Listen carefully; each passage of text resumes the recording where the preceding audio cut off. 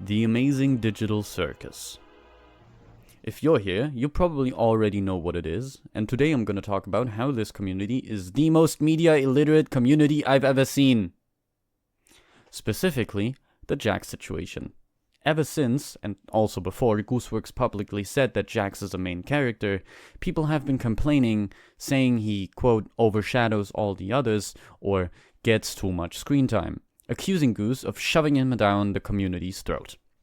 And today I am going to disprove these arguments and how these people are wrong and either completely media illiterate or simply blinded by hatred for the character. One argument I've seen often is that Jax wasn't a main character up until episode 5, essentially saying that Goose lured people in to then, and I quote, glaze her favorite character to the community.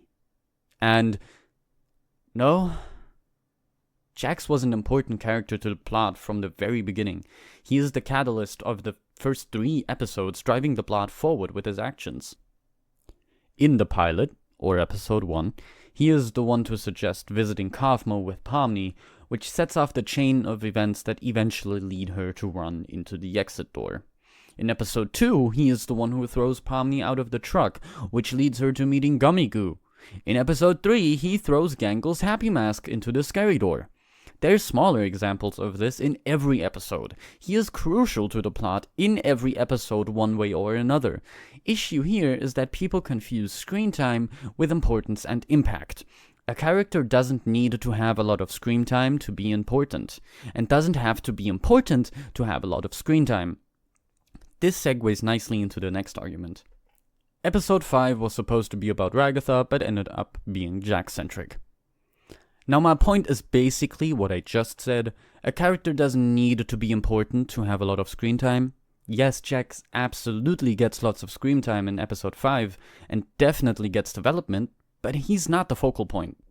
We learn about how Ragatha's people-pleasing affects others, and her, also where it came from, and who she was before the circus. We learn about everyone's life before the circus, except for Jax.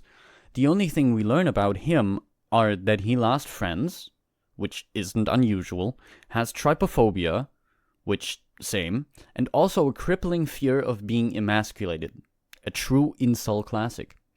All in all, we learn about every character in this episode, but mostly about Ragatha. Sure, it's not a straight exposition dump, and some stuff we learn is in the subtones, but that just proves my illiteracy point from earlier. Well, next point. Zubul's body dysmorphia was resolved off-screen to make room for Jax. Also no, here's the exact moment it's solved on-screen.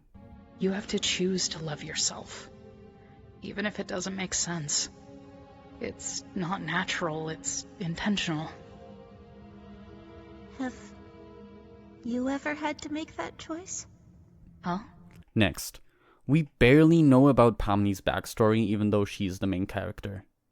Now I get why people make this argument. On first glance, this is a huge problem. The MC's backstory is mostly a mystery, until you realize this show isn't about their backstories. The show doesn't have to show us her backstory. The show is about who these people become in a world as meaningless as the circus. Who they were is irrelevant. Final argument. All characters should have equal screen time. Yeah, I don't know why people make this argument, because that's not how you write a good show or book or anything for that matter. Sure, it's not impossible, but it would unnecessarily stretch out the show, having to give us character info and development that is unnecessary, if not even maybe straight up counterproductive. Mind you, we don't know how this show ends yet. Maybe some of the characters have to be the exact way they are now for the ending. We don't know.